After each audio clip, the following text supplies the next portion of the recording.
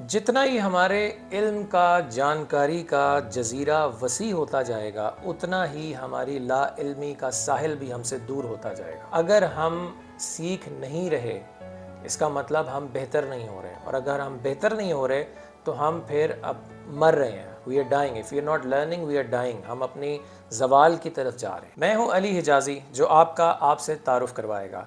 Ryan holiday کی بک ego is دی انیمی، انا ہماری دشمن ہے، اس کا پارٹ 2 سکسیس، یعنی جب ہم کامیابی اچیو کر لیتے ہیں تو انا کس طرح سے ہمارے راستے کی رکاوٹ بن سکتی ہے۔ تو part 2 success, chapter 1، always stay a student, ہمیشہ شاگرد بن کے رہیں۔ اس زوم سے ہمیں باہر نکلنا پڑے گا کہ ہمیں کچھ حاصل کرنے کے لیے، یا جب ہم کچھ حاصل کر لیتے ہیں تو ہم ایک جینیس ہیں، یا ہمیں کچھ حاصل کرنے کے لیے جینیس ہونا پڑتا ہے۔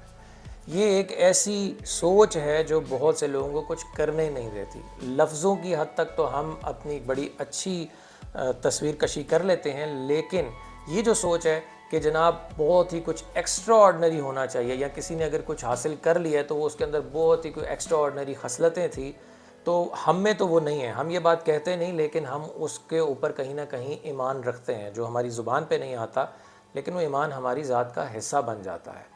تو یہ جینیس ہونے سے اس کا تعلق نہیں ہے، یہ مسلسل سیکھنے کا عمل ہے کہ ہم مسلسل سیکھتے جائیں، تجربات حاصل کرتے جائیں، اپنے تجربات، دوسروں کے تجربات، اور ہم اپنی ذات کا ایک جائزہ لیتے رہیں، جو ہم کر رہے ہیں اس وقت، یا ہم جو حاصل کر چکے ہیں اس سٹیج پہ ہم جہاں پر ہیں، ہم نے پرکھنا ہے کہ ہم کہاں پر ہیں۔ کامیابی کے مقام پہ ہمارے اوپر ایک اکامپلشمنٹ پریشر ڈیولپ ہو جاتا ہے کہ ہم اس سے زیادہ دکھائیں جو ہم ہیں، اس سے زیادہ بتائیں جو ہم جانتے ہیں، جتنی ہمیں جانکاری ہے اس سے زیادہ ہم بتائیں کہ ہمیں تو پہلے سے سب کچھ پتہ ہے، کیونکہ ہم یہاں تک پہنچے ہیں۔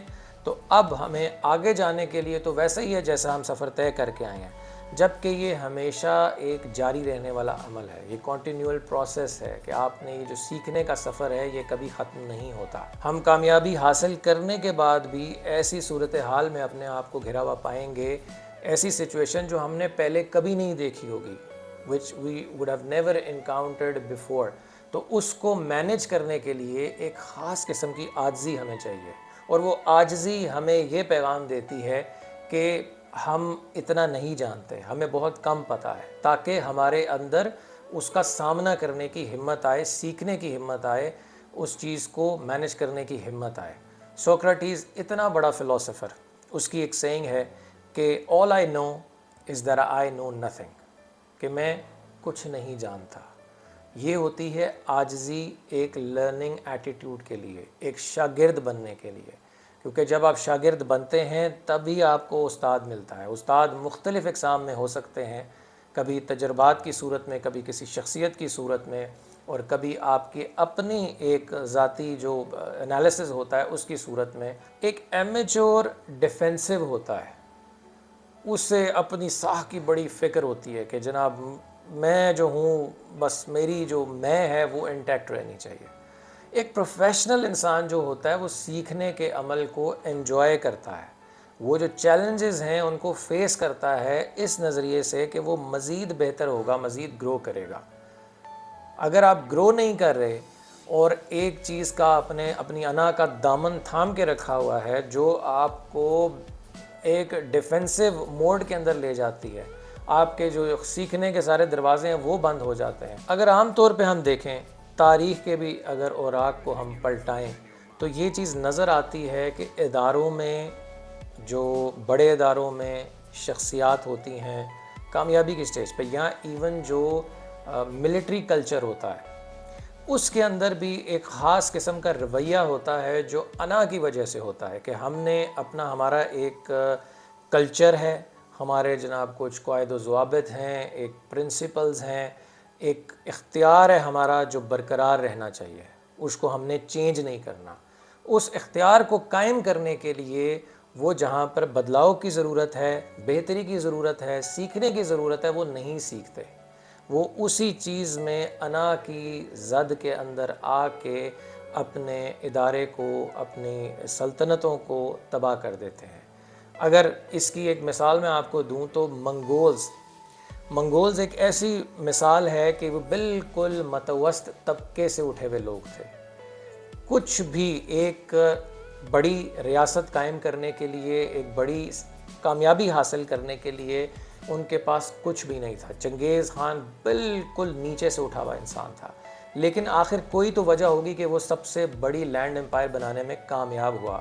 اس کی وجہ یہ تھی کہ وہ ایک بربر کے طور پہ جانا چاہتا ہے کہ باربیرین تھا وہ، لیکن اس کے اندر یہ کوالٹی ضرور تھی، شخصیت تھی. اب یہ دیکھیں، یہ بھی ایک انا کی چیز ہے. انا ہمیں روکتی ہے ہر کسی سے سیکھنے کے لیے، ٹھیک ہے، لیکن اگر آپ کے اندر عاجزی ہے تو آپ پھر ہر کسی سے سیکھتے ہیں. آپ کو ہر طرف سے جہاں سے بھی کچھ سیکھنے کی چیز مل رہی ہوتی ہے اور بہتری کی گنجائش آپ کے اندر ہوتی ہے تو آپ اس کو انکار نہیں کرتے. تو منگولز ہر سچویشن کو آبجیکٹیولی دیکھتے تھے، یعنی ہر صورتحال کو وہ علیحدہ سے پرکھتے تھے، اور جہاں پر بدلاؤ لانے کی ضرورت ہوتی تھی، بہتری کی گنجائش ہوتی تھی، تو وہ اس چیز کو بدل دیتے تھے.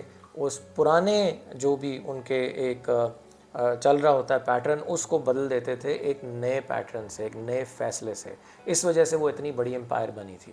تو ہمیں انا کے اس جال سے یہاں پر بھی بچنا ہے کہ کہیں ہم اپنے کلچر، اپنے کنٹرول، اپنے اختیار کے لیے اپنا جو ایک ہمارا بھار ہے اس کو قائم رکھنے کے لیے شاگرد کی کیٹیگری سے باہر آ جائیں گے تو ہم بہتر نہیں ہو سکتے. اور جو لوگ بھی، جن لوگوں نے بھی یہ چیز انا کو یہاں پر قابو نہیں کیا، وہ آپ خود دیکھ سکتے ہیں چھوٹی سطح سے لے کے بڑی سطح تک کہ وہ زوال ان کا مقدر بنا. زمانہ بدلتا رہتا ہے، حالات بدلتے رہتے ہیں، اور اگر ہم جو بدلتے زمانے کے تقاضے ہیں ان کو پورا نہیں کریں گے اور وہی غلطیاں دہراتے رہیں گے جو ہم پہلے کرتے رہے ہیں تو ہم کامیاب نہیں ہو سکیں گے اور گوا دیں گے جو ہمارے پاس ہے. اس لیے آلویز اسٹے اے اسٹوڈنٹ، شاگرد بن کے رہیں، چیزوں کو آبجیکٹیولی دیکھیں اور بہتر کریں.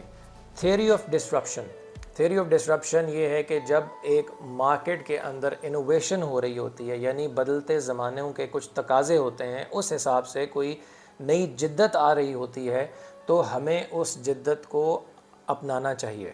نوکیا اس کی بہت بڑی مثال ہے. اتنی بڑی کمپنی، انہوں نے اس چیز کے اوپر لائی نہیں کیا اور وہ آج اس کا نام و نشان نہیں ہے. دوسری کمپنیز آئی، انہوں نے مارکیٹ شیئر سارا لے لیا، کیونکہ تھیوری آف ڈسٹرپشن کے حساب سے جو نئی جدت آ رہی تھی مارکیٹ کے اندر انہوں نے اس کو نہیں اپنایا. تو ہمیں اس کے لیے ایک پروسیس بنانا ہے تاکہ ہمیں پتہ ہو کہ ہم نے ہمیشہ ایک شاگرد کی کیٹیگری میں رہنا ہے، اور صرف اس چیز کو سننے کے بعد، جاننے کے بعد ہم نے صرف اس خواہش کا اظہار نہیں کر دینا کہ ہاں جی ہمیں ہمیشہ سیکھنا چاہیے، شاگرد بن کے رہنا چاہیے، بلکہ اس کے لیے آپ نے کوئی ظاہری اقدامات بھی لینے ہیں اپنے ادارے میں، اپنی زندگی میں، یا جہاں کہیں پر بھی آپ ہیں. آپ نے اس کے لیے ایک پراپر اس سارے پروسیس کو فیسیلیٹیٹ کرنے کے لیے، سیکھنے کے عمل کے لیے آپ نے کچھ فیسیلیٹیشن کرنی ہے، ایک پروسیس بنانا ہے، ایک نظام بنانا ہے تاکہ آپ اس چیز کے اوپر قائم رہیں اور سیکھتے جائیں اور بہتر ہوتے جائیں، یا جو آپ کے پاس ہے اسی کو آپ سنبھال لیں.